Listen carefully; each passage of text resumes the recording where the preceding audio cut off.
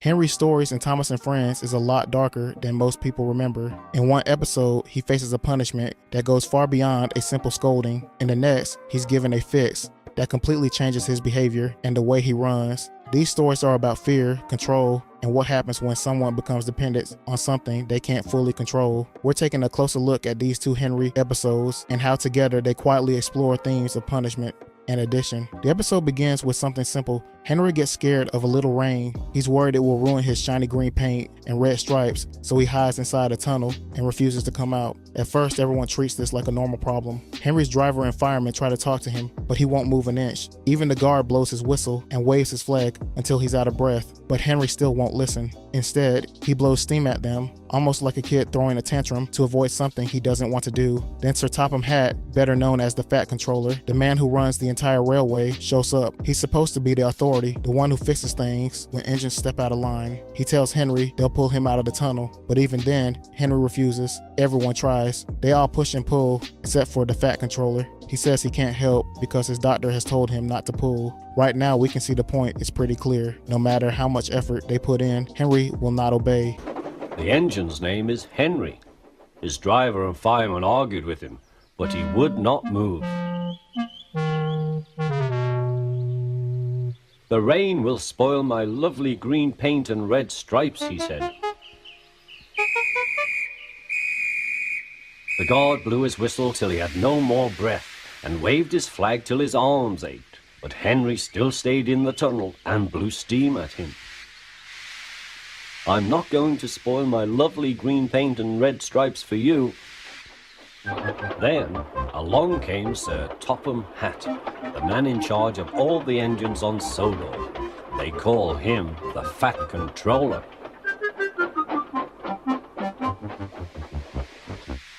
We will pull you out, said the Fat Controller, but Henry only blew steam at him. They even try pushing Henry from the other side of the tunnel. The Fat Controller counts down, but he doesn't actually help. He repeats that his doctor told him not to push, which shows us that even the authority figure isn't fully committed. He just wants Henry to follow his orders. But no matter how hard everyone pushes, Henry refuses to move. Everyone pulled except the Fat Controller, because, he said, my doctor has forbidden me to pull. But still Henry stayed in the tunnel. Then they tried pushing from the other end. The Fat Controller said, 1, 2, 3, push! But he didn't help. My doctor has forbidden me to push, he said. They pushed and pushed and pushed, but still Henry stayed in the tunnel. Then Thomas arrives. The guard stops him with a red flag, and everyone tries talking sense into Henry one more time. They explains that the rain has stopped, but Henry argues that it could start again at any moment, and if it does, his precious green paint and red stripes will be ruined. What's important here is that Henry isn't being stubborn for no reason. He's scared. His fear might not make sense to everyone else, but it makes sense to him. Still, no one tries to understand it. They only try to force him to act correctly. Thomas tries next. He pushes and strains with all his might, but even he can't move Henry. The story makes it clear Henry won't come out because he feels unsafe, and nothing, not peer pressure, not teamwork, or even authority, will change that. At last Thomas came along. The guard waved his red flag and stopped him. Everyone argued with Henry.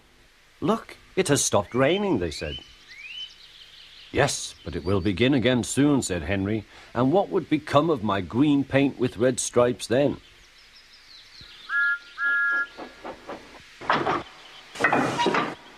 Thomas pushed and puffed and pushed as hard as ever he could. But still Henry stayed in the tunnel.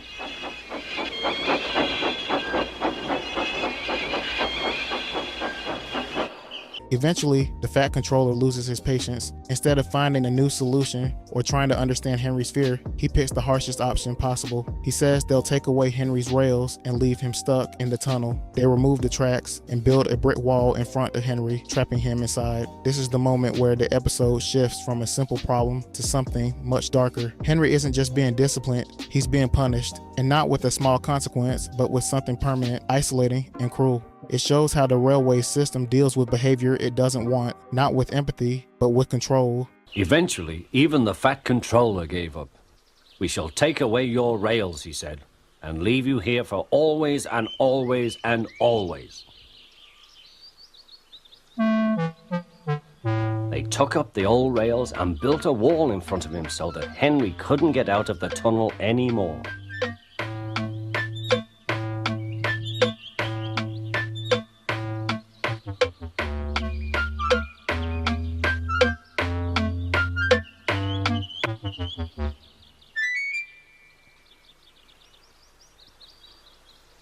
After the wall goes up, Henry can't do anything except sit in the dark tunnel and watch the other trains rush by on the open track. He starts to feel sad and lonely. One of his biggest fears comes true. He thinks no one will ever get to see his bright green paint and red stripes again. Edward passes by sometimes and says hello, but Gordon is much harsher and shouts, "Serves you right." Henry can't answer either of them. His fire has gone out, and without it, he has no steam and no energy. Even worse, the dirt and soot inside the tunnel end up ruining his paint. Ironically, the exact thing he was trying to protect in the first place. So the punishment didn't fix anything. It only made things worse, and Henry wonders if he'll ever be allowed to pull trains again. And this is what makes the story even more cruel. The narrator tells us Henry deserved what happened to him, but when you look closely, the punishment doesn't match the crime at all. Henry was scared. He wasn't hurting anyone or trying to cause trouble. He just didn't feel safe. When punishment becomes the only answer, it stops being about teaching and starts being about control. Henry's fear is never addressed. He's isolated, powerless, and completely alone. All he could do was watch the trains rushing through the other tunnel. He was very sad because he thought no one would ever see his lovely green paint with red stripes again. As time went on, Edward and Gordon would often pass by. Edward would say, "Peep, peep, hello." And Gordon would say, "Poop, poop, poop, serves you right." Poor Henry had no steam to answer. His fire had gone out. Soot and dirt from the tunnel had spoilt his lovely green paint and red stripes anyway. He wondered if he would ever be allowed to pull trains again. But I think he deserved his punishment. Don't you? In the very next story, we start to see something the railway never planned for. Instead of fear, Henry now faces a different struggle from within. The episode begins with Henry feeling miserable. Some days he can pull trains just fine, but on other days, he feels like he has almost no strength at all. He says he's suffering and no one cares. Instead of listening, James snaps at him. He says Henry just doesn't work hard enough. This moment shows us that the engines don't think Henry has a real problem. To them, he's just lazy. Even the fat controller talks to Henry, and he's not gentle either. He says Henry is too expensive because they've already given him new parts and fresh paint, and none of it helped. Then he gives Henry a warning that feels extremely cruel. He says if we can't fix Henry, we'll have to replace him. Hearing this makes Henry, his driver, and his fireman incredibly sad. It's like being told your best effort isn't good enough, and if you don't get better fast, you're gone. One morning, Henry was feeling very sorry for himself. Sometimes he could pull trains, but sometimes he felt he had no strength at all. "I suffered dreadfully, and no one cares." "Rubbish, Henry," snorted James. "You don't work hard enough."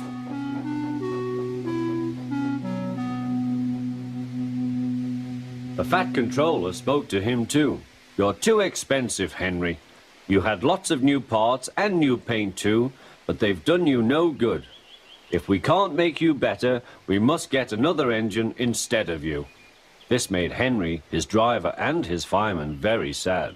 The fat controller meets Henry at the platform wearing work overalls, finally ready to investigate the problem himself. Henry tries to start his run, but his fireman says what Henry already knows deep down. It doesn't matter how much they build up the fire, his boiler just won't get hot enough. Henry strains and pushes himself anyway, but he slowly loses strength, slowing more and more until he finally comes to a stop outside Edward Station. In that moment, Henry spirals and thinks the worst scenario. Maybe he's not good enough, and maybe he'll be sent away. In the beginning, working, no one seems to understand what's wrong with him. Everyone around him assumes he's lazy, unreliable, or simply weak. But the truth is that Henry's body isn't working the way the others are. However, if Henry had special Welsh coal, he would easily improve. The Fat Controller hesitates, knowing Welsh coal costs more. But finally, he agrees. Even with the price, Henry deserves a fair chance. The Fat Controller was waiting when Henry came to the platform. He had taken off his hat and coat and put on overalls. Henry managed to start, but his fireman was not satisfied. "Henry is a bad steamer," he said to the Fat Controller. "I build up his fire, but it doesn't give enough heat."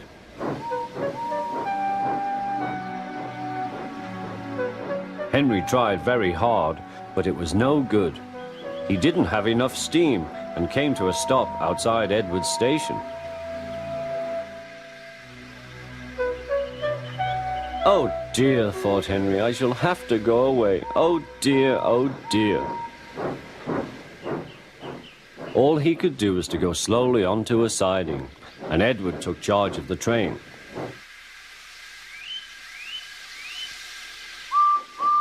The Fat Controller and fireman went on discussing Henry's troubles. "What do you think is wrong, fireman?" asked the Fat Controller. "Excuse me, sir," he answered, "but the fact is the coal is wrong. We've had a poor lot lately, and today it's worse. The other engines can manage, they have big fireboxes. Henry's is small and can't make the heat. With Welsh coal, he'd be a different engine." "It's expensive," said the Fat Controller, "but Henry must have a fair chance. James shall go and fetch some."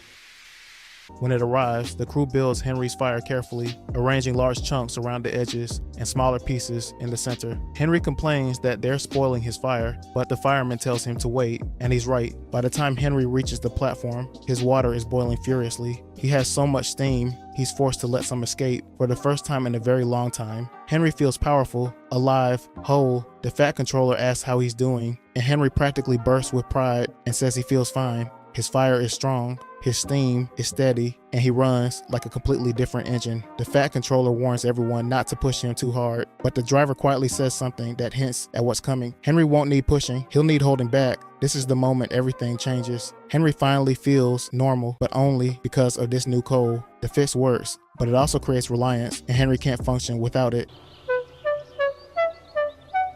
When the Welsh coal came, Henry's driver and fireman were excited. "Now we'll show them, Henry, old fellow." They carefully made his fire, putting large lumps of coal like a wall round the outside. Then the glowing middle part was covered with smaller lumps. "You're spoiling my fire," complained Henry. "Wait and see," said the fireman. "We'll have a roaring fire, just when we want it." The fireman was right. When Henry reached the platform, the water was boiling nicely, and he had to let off steam. "How are you, Henry?" "Peep, peep," whistled Henry. "I feel fine." "Have you a good fire, driver?" "Never better, sir, and plenty of steam." "No record breaking," warned the Fat Controller. "Don't push him too hard." "Henry won't need pushing, sir. I'll have to hold him back."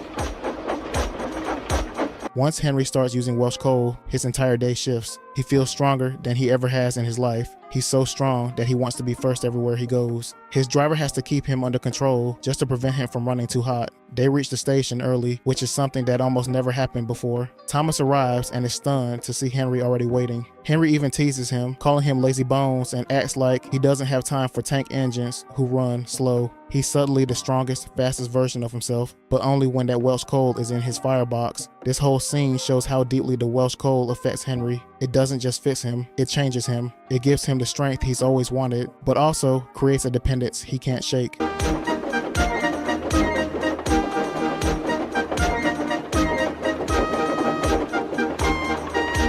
Henry had a lovely day. He had never felt so well in his life. He wanted to go fast, but his driver wouldn't let him. "Steady, old fellow," he would say.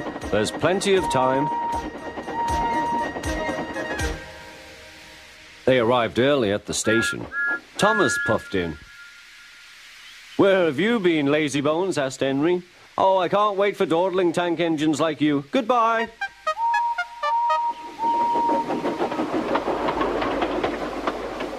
Whoosh, said Thomas to Annie and Clarabel. Have you ever seen anything like it? Both Annie and Clarabel agreed that they never had.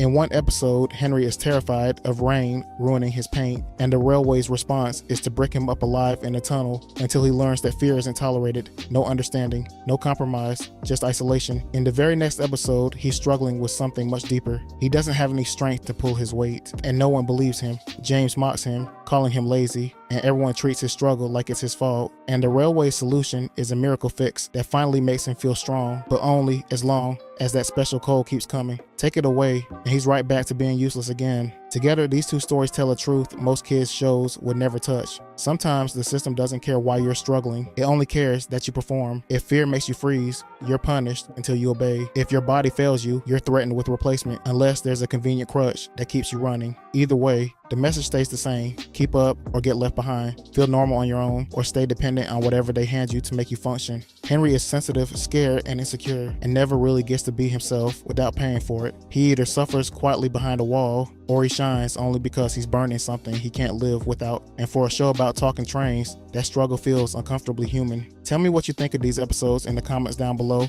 And if you want more Thomas videos, make sure to like and subscribe and give this video hype points.